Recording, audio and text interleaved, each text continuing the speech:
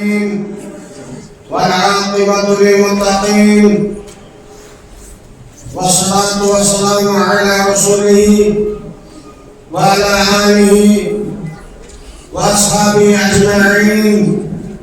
أما بعد، قال الله عز وجل في كلامه المجيد: بسم الله الرحمن الرحيم. يا أيها الذين آمنوا اجتنبوا كثيرا من الظن إن بعض الظن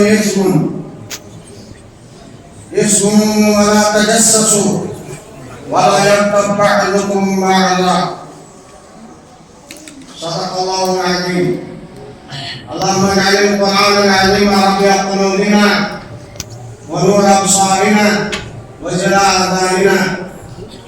رب زدني علما، رب اشرح لي صدري ويسر لي أمري واحلل عقدة من لساني يفقهوا قولي.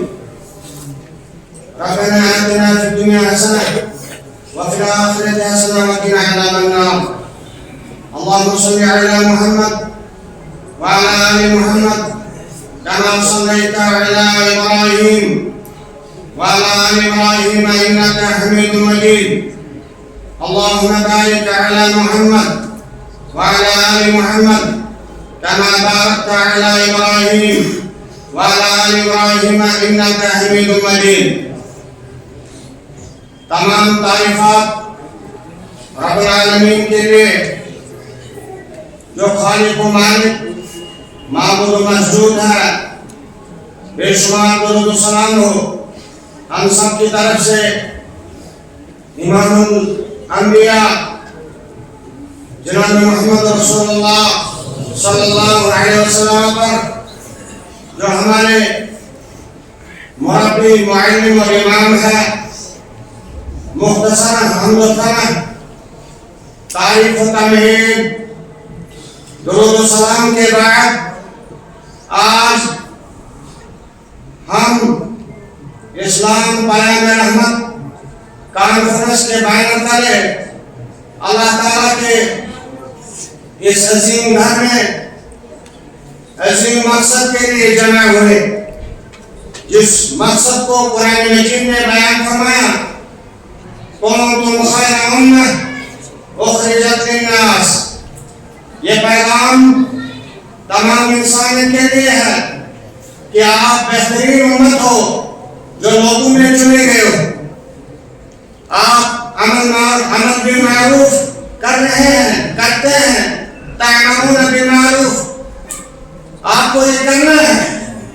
وتنہون عن المنکر، آپ کو خود بھی منکرات سے بچنا ہے اور عالمی انسان کو بھی بچانا ہے. وتؤمنون باللہ، آپ کو اللہ تعالیٰ پر کامل ایمان لانا ہے. اسی بینر تلے اس کی ایک کڑی کہ جمعیت اہل حدیث جموں کشمیر اصلگاہی تا مرکزی ہمارے ادارہ جات اور جن میں اقامتی اور صفائی و مسائل شامل ہے، سب کا مقصد ہے.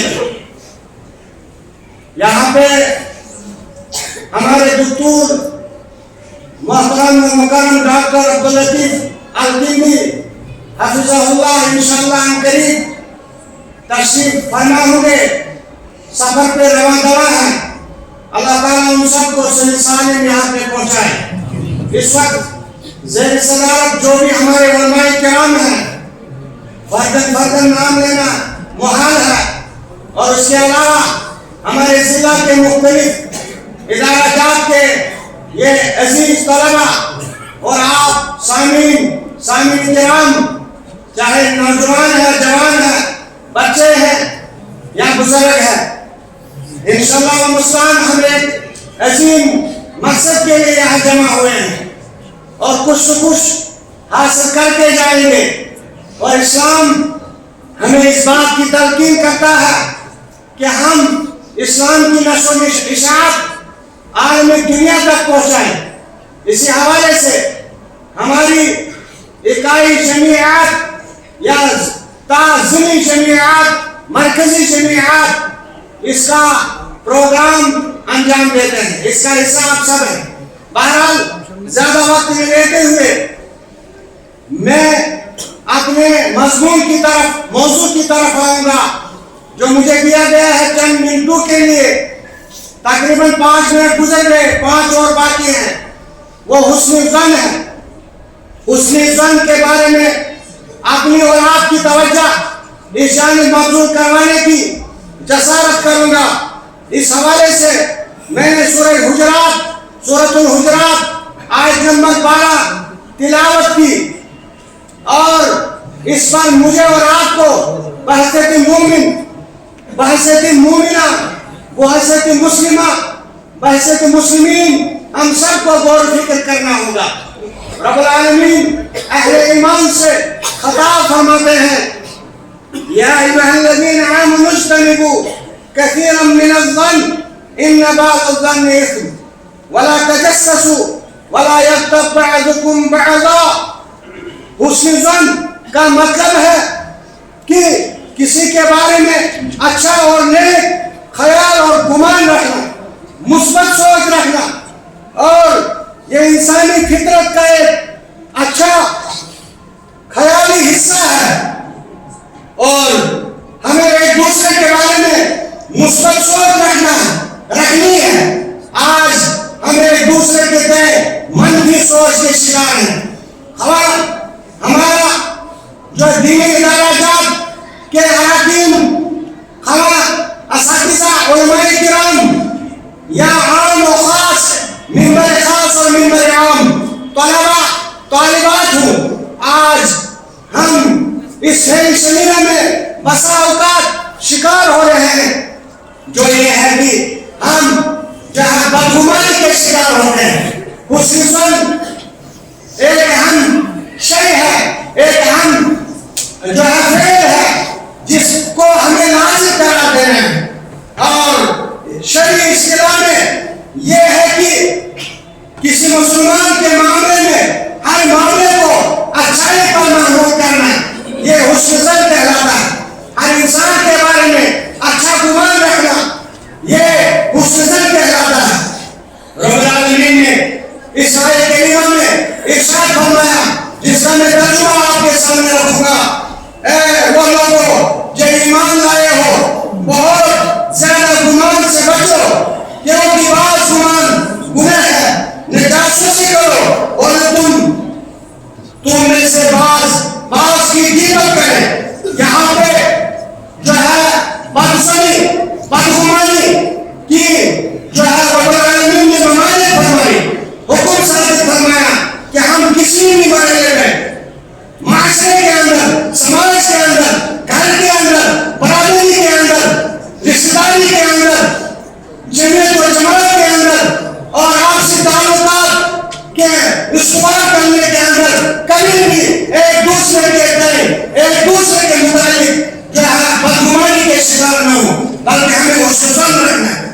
اسی لیے رب العالمین نے ہم سب پہ حسن ظن واجب قرار دیا۔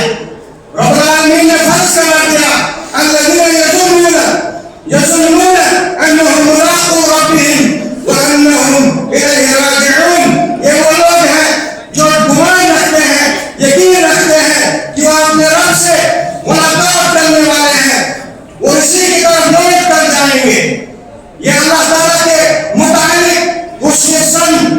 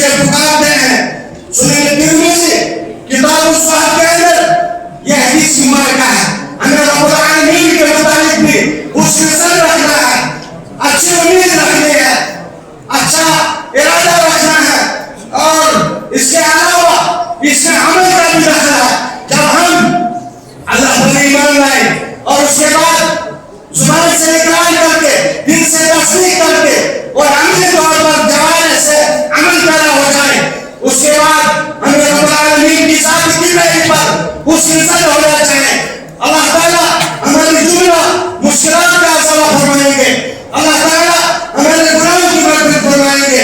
اس لیے حضرت ابو ہریرہ رضی اللہ تعالیٰ عنہ بیان فرماتے ہیں کہ آپ صلی اللہ علیہ وسلم نے فرمایا ایاکم والظن فإن الظن أكذب الحديث ولا تجسسوا ولا تحسسوا ولا تجسسوا ولا تناجشوا ولا تحاسدوا ولا تبغضوا ولا تدابروا وكونوا عباد الله إخوانا.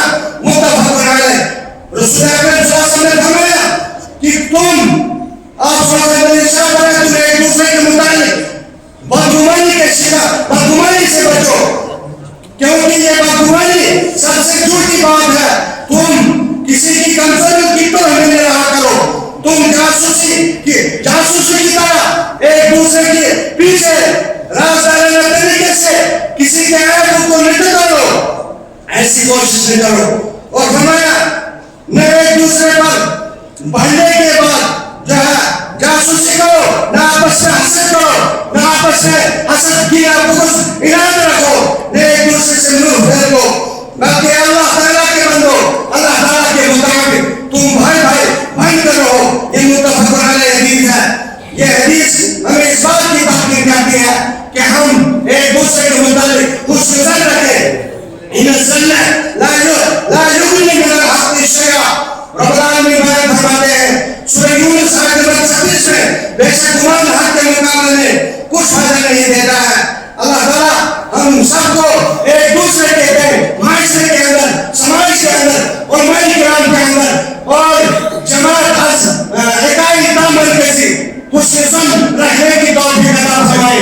حسن ظن ایک بہترین اور صالح عمل ہے جس کو اپنانا ہر ذی حس، ہر ذی شعور، ہر ذی مسلم، ہر مرد و زن پر جو ہے ضروری اور فرض ہے. اقول قولی ھذا واستغفر لذنبی وسائر المسلمین والمسلمات. اللہ تعالیٰ ہم سب کے گناہوں کی مغفرت فرمائے، جنابت کی مغفرت فرمائے. جن لوگوں نے جن اثرات نے اس یہاں کی بنیاد رکھی تھی اللہ تعالیٰ ہم سب کی مغفرت فرمائے.